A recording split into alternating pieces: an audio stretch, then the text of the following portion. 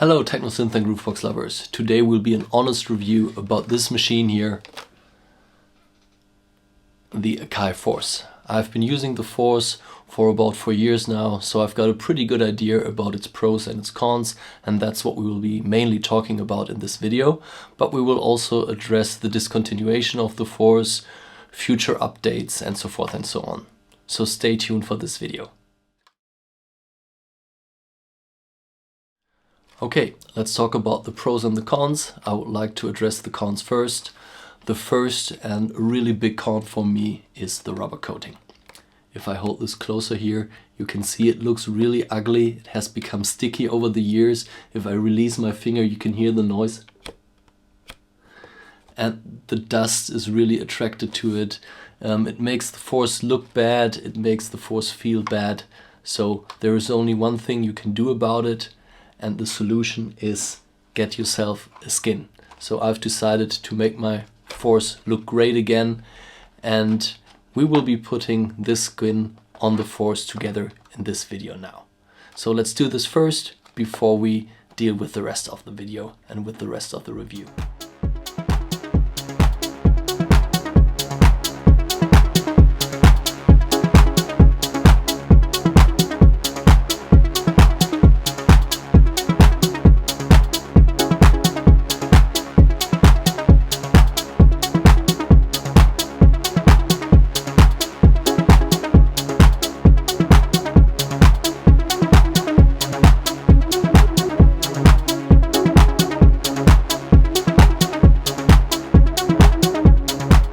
So I want to give you my thoughts on the vinyl skin. I ordered it from StyleFlip and not from MPC Stuff, because the MPC Stuff skin was more expensive and shipping to Europe would have been another 40 bucks plus taxes.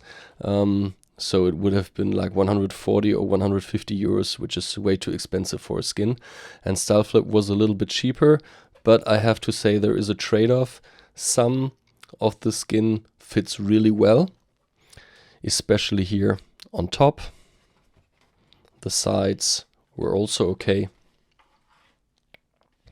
Also the back side.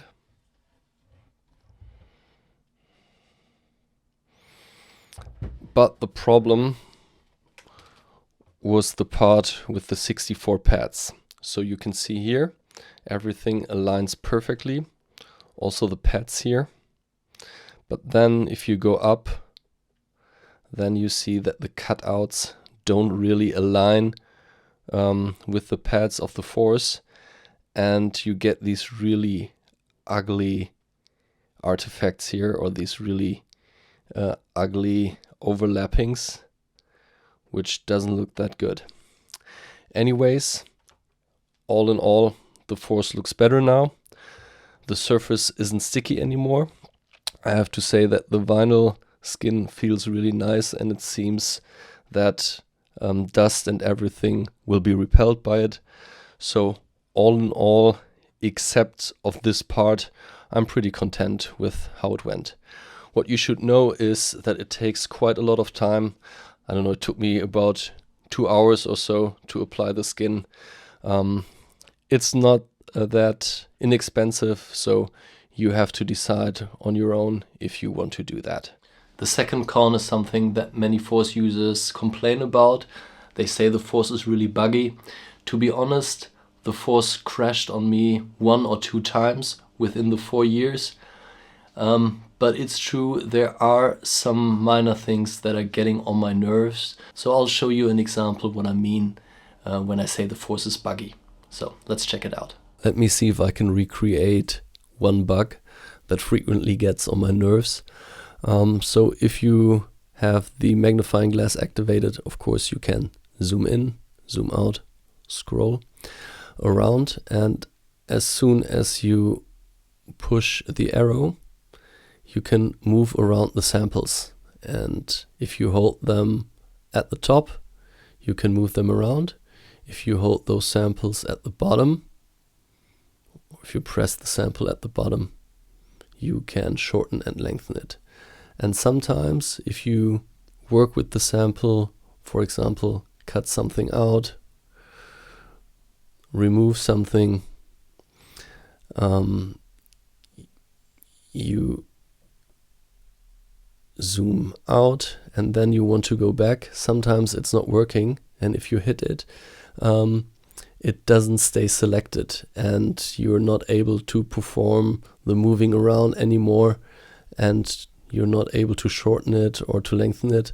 But of course, now that I want to demonstrate this problem to you, everything is working flawlessly. Please write it down in the comment. Maybe you experience the same bug, that sometimes it's not possible anymore to select these different samples. After working with them in the beginning, usually everything works flawlessly, but then for some reason you cannot select them anymore, and you have to edit the end and the start by selecting these buttons here, or you've got to nudge it down forward and backward because it's simply not reacting. But now, of course, that I'm showing you this, everything is working fine. Anyways, let me know in the comments if you experience the same bug. The third con is that the Force doesn't have a tiltable screen, so there is something you can do about it. Get yourself a stand, like this one here, for example. So if you keep looking at the screen for a longer period of time, your neck might hurt, you might get a stiff neck. With this stand, this will happen no longer, or with any stand this won't happen. So get yourself a stand for the Force. If you don't have one, you won't regret it. The next downside of the Force is the low RAM. You only have 2 GB of RAM. That means you can only have 8 plugins and 8 audio tracks in one project. If you want to play bigger live sets, you will run into limitations, and that really sucks. Con number 5 is the crappy warp algorithm. So you cannot expect the Force to warp audio clips like Ableton does. You will get many artifacts, and it doesn't sound that good. So that's unfortunately really a downside of the Force. The next con is the arranger. It's really rudimentary, and I like to export all of my Force projects as Ableton projects and arrange them in Ableton, as you can see behind me, because the limitations in the Force arranger are basically too big for me in order to make a really good and polished track. The last con is the Reverb FX. If you compare it with other plugins like the Valhalla Reverb or with reverb pedals, of course, then it can't compare. But for me, it's good enough, and it's not really such a huge con for me. So let's talk about the pros. The first pro is obviously the sound quality. The Force sounds amazing, not only the outputs of the Force, but also the software plugins, Mini-D, Jura, Hype, you name it. They all sound fantastic, and there is really nothing to complain about the Force here in that regard. The second pro argument for the Force is that it's really versatile. You can use it as a sequencer, you can use it as a complete DAW, you can use it to generate some ideas, or just as an effects unit, or just for plugins, or just playing back loops. So you can really do a lot with it. Versatility, big pro for the Force. The next big pro is the build quality, except the rubber coating, of course. It's built in a really solid way. You can take a punch or two, and I've traveled with it, even though it's kind of heavy. I've traveled with it to many places, and so far I've never had any issues with it. The knobs feel great. Maybe except the main encoder, it feels a bit plasticky, but this is only if you're nitpicky. Overall, the build quality of the Force is fantastic. One of the biggest pro arguments for me is that the Force really sparks your creativity. Sometimes if I start with a blank Ableton project, I don't know where to begin. My creative juices don't flow right from the start, but every time I noodle around with the 64 pads on the Force, with all of those plugins, I instantly get good ideas, and this is why I start all of my tracks on the Force first, create some ideas, and then I finish the project in Ableton after exporting it as an Ableton Live project. So let me give you an example of what I mean when I say that the Force boosts your creativity. I was sitting in the living room and was in the mood of some kind of or watching some kind of old school Rambo movie. I think it was the second part. And I just thought, why not sampling the main theme? So I chopped it up, and it sounds a little bit like this here. And of course you can arrange it the way you want to.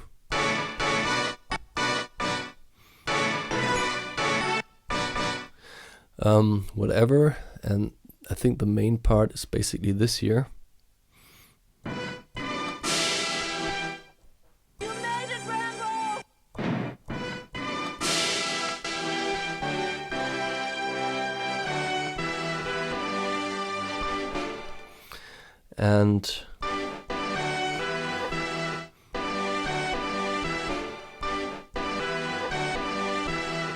And I just played around like this, and I thought, let's see what kind of kicks fit.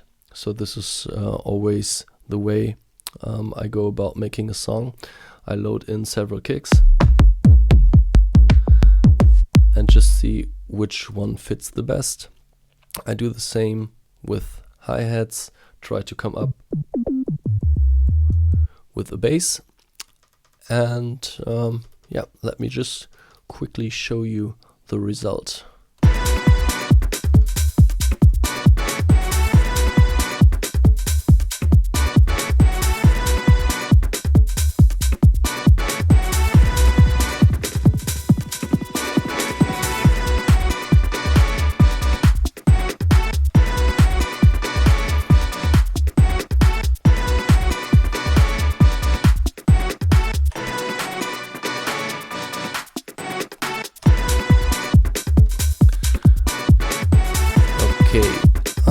I think we should jump a little bit to the main theme, to the break maybe.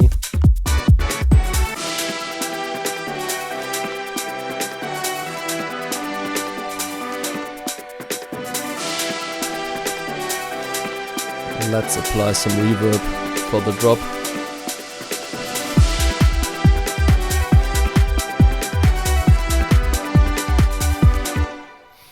So you see, I was just sitting in front of the TV, recorded some samples, chopped them up, and you get some quite decent results out of that. Another really huge pro argument are the live performing capabilities of the Force. You can assign almost every parameter to the 8 macro knobs. You can use the A/B slider, you can use the screen for XY effects, and when it comes to live performances, the Force is really fantastic. So here's an example of the performance capabilities. So I've basically mapped the frequency cutoff of the main pads, the main melody, and also the frequency cutoff of the arpeggiator to this knob. I've got some reverb mapped to this knob, and A is basically the kick and the bass, and as soon as I move over to B, then you create some kind of breakdown. And of course you can also use the XY effects, so let me show you what I mean in a real life situation. So here we go. I could just take out the bass and the kick, create some tension by using reverb.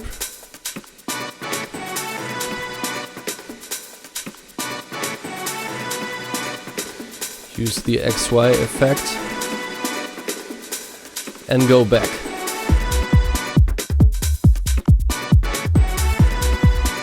And then if I want to go into the next breakdown, I could slowly filter down the main melody and move into the break.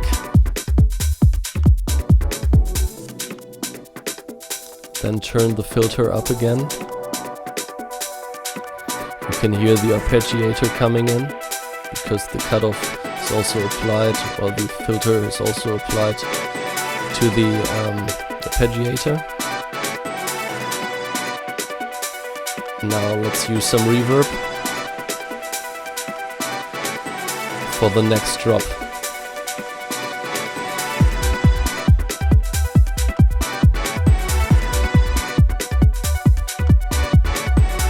Yeah, and that's how easy it is, and also how much fun it is to perform live with the Force.